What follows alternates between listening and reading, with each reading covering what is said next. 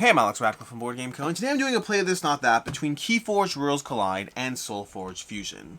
Play This Not That is a series where I take a look at two similar games. I point out why the games are worth comparing, what they have in common. I then go through a variety of factors as to different areas in which they're comparable, from price to ease of learning to theme, components, all those things, and of course mechanics. And then I tell you which of these is my favorite, which one I recommend. It could be either, it could be neither, it could be both, but there's always going to be a preference from within the two. Now to that end, and again, take it lightly, Play This Not That does not mean Play This Not That. It's a comparison of the two with an opinion as to why and which one I like, which one I think is better for you, all that kind of thing.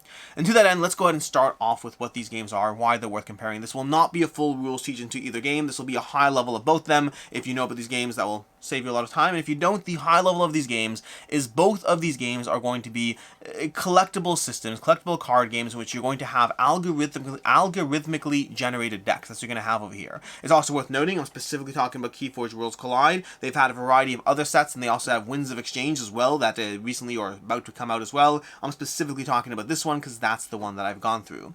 But both games are going to be algorithmically generated sets of cards done in slightly different ways. In the case of Keyforge, you're going to have different factions in the game, and every deck is comprised of 3 different factions. When you go through a deck, you'll see we have different factions as indicated by the top corner. So the deck's 3 factions over here are going to be these 3 factions in the deck. And there's going to be a combination of the way they're algorithmically generated to give every single person a completely unique deck. Every single deck in Keyforge is unique. No 2 decks are alike. In fact, the name of the deck, Bra the Hunter of Energy, is going to be a uniquely generated name, showing the various factions, showing the exact cards in the deck, and that's going to give you the part of Fusion. You'll again have algorithmically generated factions, but in this case they're kind of slightly different. There's going to be different colors in the game system, and you're going to take 2 half decks that come in a box. In any given box of Solforge, you're going to have 4 decks, and you can combine those 4 decks in any number of different combinations to take any 2 of those 4 to create a set of decks from them. And then of course that's not even accounting for the variety of other boxes you can have to further expand how many decks you have access to.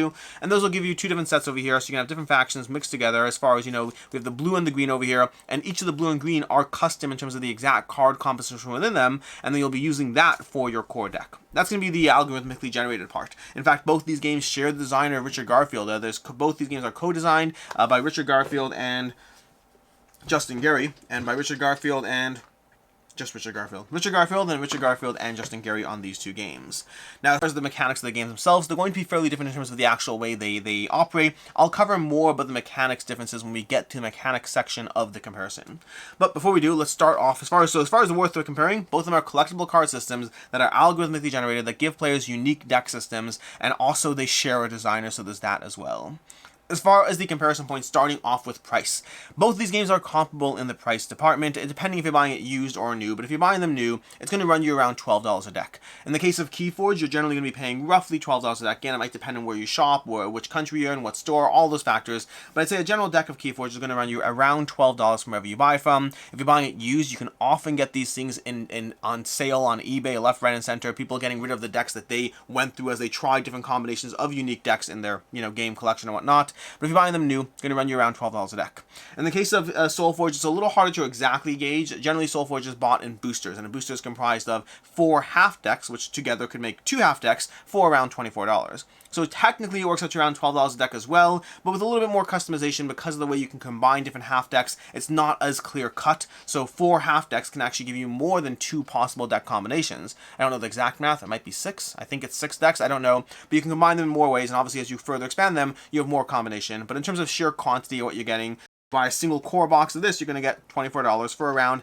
The core boxes are a little different. They cost a little bit more because they come with a few extra components and tokens and these paper mats and things like that. But generally, once you have them, around $12 a deck for the games. As far as ease of play and teach on the systems. So, price, they're exactly comparable. They're basically the same price. As far as ease of play and teach on the systems, I think Keyforge is easier to get people up and running on.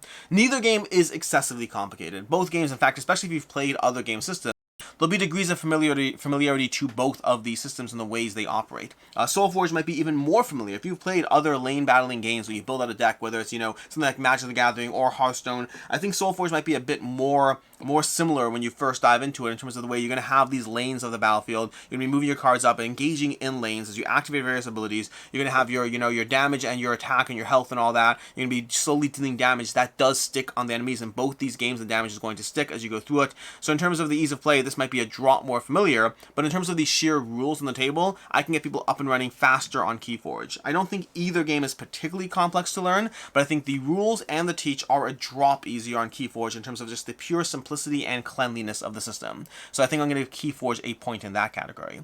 As far as the art and components are, well, that's where we're going to give a major props to Keyforge overall. Now, over here on the table in front of me, I do have paper mats that come with the core boxes. I highly recommend getting upgraded mats for Keyforge. I have not yet found them for Solforge Fusion that give you like a premium quality mat over here, but the paper mats you get in the box are garbage for both of them, and honestly, I'd rather play on a plain table surface, so they don't really have that option for some of these. I think Keyforge is a bit easier to play on a table without needing any actual mat. Versus the lanes of Solforge give you a bit more reason to have them. Both of them could be played without any mat at all, or you could try to get something more premium. But past that, I'd say even just the graphic design. I've been complaining about Solforge's graphic design and presentation and art overall. I just don't find it that compelling. I find the system here, the art to me doesn't stand out, and the graphic design does not further enhance the gameplay in my opinion. I think it's a fine system, but nothing about this from a component stance or visual stance or graphic design stance particularly pulls me in. You're also going to have these like paper health trackers that are really, really cheap in their general feeling, that are overall the production, and you're getting a cheap starter box, but unless you're really willing to overly deluxify your components with some third-party access, you're getting these little chits over here that are going to give you the health tracking, if you can focus, as you turn them around, and they're going to be moving these. The overall, everything about the game in Solforge Fusion tends to feel fairly on the cheap side. This is a game that my friends and I have frequently commented on the fact that for a long time we thought this was still a prototype and not a final copy. It does not feel like a final copy. It feels like something that is still in progress from the box. The box feels cheap, unfortunately. The cards and the card quality is not great. The presentation is fine, I guess. The graphic design and the art, not great. Overall, Solforge Fusion, unfortunately, a major hit in terms of just how much I want to play it from the sheer art and contrasted with Keyforge, where Keyforge, I think the world building and art, everything here is beautiful. I think the art on these games, of the boxes they have, looks great. I think it's very dynamic. It pulls you in. They have great artwork. Even the mat over here, I'm more inclined with this mat because this mat actually pulls me in some really solid art. The cards over here have great art across the board as far as the graphic design. I mean, if you look at the graphic design, everything is so ridiculously clean as far as what this game looks like. This game makes me want to play it purely from the visual presentation of it. The components you get in the box as well, the components they feel like a normal board game components. They feel like regular punch board with damage tokens and all that. It doesn't feel like something was trying to come up with the cheapest possible way you can actually have something tracked. It feels like they gave you real components you can utilize in whatever way you want. Overall, from the art and the components, Keyforge gets a huge win over Solforge Fusion in that category. As far as theme, I'm going to give Keyforge the win on theme, but very, very loosely. To me, neither game has a strong theme. Neither game has a real degree of what's going on in the world and what's carrying me through the game. But I think Keyforge gets a slight win there, primarily driven by the art and the world building aspect there. The art kind of paints a picture and a narrative. You have these factions and the cancels and these flavor texts and all these things, and Solforge has that as well, but it's a very minor win on Keyforge here. I think that from a pure theme stance, both of them are kind of just whatever the worlds are, and they don't really pull me in from a what's going on in the background sense. I don't care. I'm playing cards. They have attributes. They have the things on them as far as what I'm trying to do and how I'm trying to do it. And ultimately, I think Keyforge gets a tiny, tiny win on theme only because of how it's driven through the art that I drastically prefer. As far as mechanics, and mechanics is the B category, and this is where Solforge is going to suddenly show its face. Because both these games have pros and cons, but I think that Solforge definitely wins in the mechanics category, strongly wins in the mechanics category. You see, both games have different ways that they operate. In Keyforge, you're going to be playing cards. You're going to have a hand of cards over here, and in the hand of cards, you're going to only be able to play cards. That's actually a great hand over here. Let's try to pull out some other cards. A normal hand of cards over here, something like this. You're going to have a hand of cards, and you can play cards. You can play and activate cards from one of your three factions. So as you look through your cards, you're both trying to determine what the cards are in the game, but then once you determine that, you can only play and activate from that faction. So for example, I add these three cards into my row over here, deal with coming into play abilities they may have. This one over here is an upgrade that's going to go attached to your character. you're going to have these things over here that you're trying to play down in the game, but then I'll draw up to my hand over here, and then make a determination as far as my next hand. You can see over here, I might have thought I was going to play this faction, but now I'm going to play this faction. I should really be drawing up to 6 over here. So now I'm going to play this faction instead, or I have a choice of which faction to play, but if I play this faction, I can't activate this faction. So next turn, maybe I play these cards to get more stuff on the battlefield, maybe I activate these over here, and in the meantime, you're going to be frequently activating them in order to get what you need over here to generate to build these keys. By the way, this is a premium upgrade, this is not part of the game, but you're going to be trying to build these keys slowly but surely as you generate. That is a call that I need to mute my phone. Apologies for that. But over here, so you're going to be generating you're going to be generating Ember in the game that you're going to be using to build out these keys in the game, and you're trying to do that to ultimately build out 3 keys and win the game. So it's less about strictly dealing damage to the other players, and far more about trying to generate the Ember so you can build out your keys, and you have to defeat other players' creatures, because those creatures can be tapped to generate Ember at any point, and so the more creatures somebody has, the faster they can generate Ember, which results in a bit of a war of attrition as you try to hurt each other's players' characters back and forth, but ultimately it's not about hurting someone's life total. It's not about engaging in head-to-head combat. It's about the Ember, and everything else is secondary to that.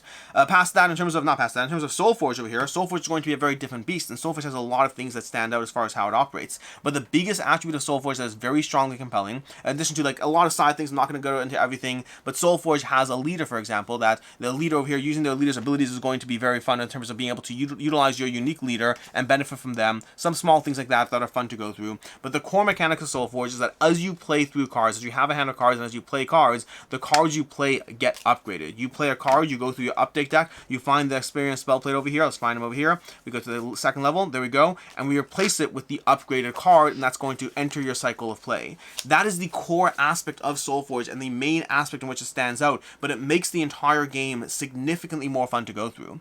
I find Keyforge can often devolve into a bit of a slog. You go through the game, and depending on the decks you're playing with, and it does depend on the decks, I've had better and worse games of Keyforge, but I've had some games that really shone in terms of the tactical back and forth as I played things out, and I've had some games that sat there and became a slog as you simply try to get the Ember you need to actually win, as you just try to play through a war of attrition, constantly hurting each other throughout the game state. And it's fine, but it depends on how the game plays. It depends on the decks you're playing as, and it doesn't have that degree of escalation. Solforge has that escalation. The nature of the fact that you are building better and better cards, that you are upgrading cards as you play through the game, means your cards get stronger, your decks get stronger, and as you shuffle through your deck and as you go through it, you're simply building out a better deck through what you play. What you don't play won't get upgraded. What you do play gets upgraded, and so you're leaning into, even though you already have a customized deck, what you choose to activate, what you choose to play into, the spells you choose to use, that's all going to define how you are stronger and more powerful in the later halves of the game. And so you're going to have that degree of a 3-step process from 1 to 2 to 3, and the cards get progressively more powerful. Playing those level 3 cards is incredibly impactful, and a huge reason why Solforge Fusion is so compelling is because the gameplay stands out as being like, I'm just going to ramp up to these incredibly powerful cards and just slap you in the head with all these cards that start off small, deal 4 damage and refresh a creature or whatever it is, and now suddenly you're drawing 2 cards and dealing 8 damage with the same card 2 turns later, 2 rounds later. That is such a satisfying progression of power escalation, of power creep on both sides, that really brings Solforge to much greater degrees of power ramping and satisfying gameplay over Keyforge, which is a problem. Because as far as the play this not that, as far as which one of these games I recommend, I'm kind of stuck between these two games, and stuck in a bad way. Because to me, Keyforge is the game I want to like. Keyforge is the game I want to play. Keyforge is the game that gives me that it's simpler to play. It's easy to dive into. It's easy to get people up and running. The art, the rule building, the components actually make me want to sit down and play it. If you have the upgraded playmats already, that's already out of the way, and you have a better surface and whatnot, you can get upgraded components for both games to a degree, but I think Keyforge has a little bit more availability. You get a lot of things that make Keyforge already an enhanced experience to simply dive into from a tactile perspective, as well as, again, the art and rule building pulling you in. But the gameplay I find is a bit more inconsistent and doesn't have that power ramp aspect. So the inconsistent gameplay means sometimes it's a slog, and sometimes it's fine, but it never really ramps up. It's simply just driving yourself forward as you try to get your creatures out, as you try to choose what to activate. I would say that as you play Keyforge, you are torn between the times you feel like you have powerful turns and the times you feel like you have impotent turns and don't get much done. Then the flip side is Solforge Fusion has much better, more satisfying gameplay. I want to dive into Solforge Fusion much more, mechanically speaking, and yet at the end of the day, I rarely find myself compelled to actually pull it out and play it, because it doesn't feel like a premium experience. It doesn't feel like a game I want to play. It feels like a game that I'm putting up with okay graphic design and okay artwork and terrible math on the board to give me a gameplay experience that is good but doesn't ultimately shine. So as far as play this, not that, This is the first time I'm almost going with a neither category. I think it's the first time in the history of Play This Not That where the answer to Play This Not That for me is probably neither. But from the two, I want to like both. I want to enjoy them both, but in different reasons. I hope that Solforge Fusion comes up with a major rehaul to the visual presentation of the game, but I don't see that happening because of the nature of it being a collectible system. You'd have to completely rehaul and start it from scratch, which I don't think a lot of the player base would like, and so I kind of don't expect Solforge Fusion to ever really become the game I really want it to be, which is a shame because I think it deserves so much more.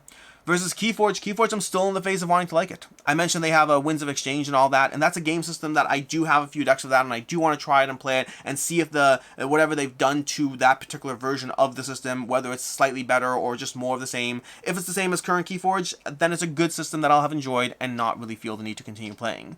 Versus if they've improved it, again, there's enough here that I want to like that I'm still holding out for the mechanical boost to push it to a game system that I really love and want to play. But for right now, both of them are neither. A slight preference in holding out hope for Keyforge as opposed to Solforge. I think both of them have many things that are good about them to talk about, and both of them have things that hold them back. Ultimately, two good but not particularly great games. In any case, and until next time, I'm Alex Radcliffe from Board Game Co. Hope you found this helpful or educational in some sense, and until next time, I hope you have a good one.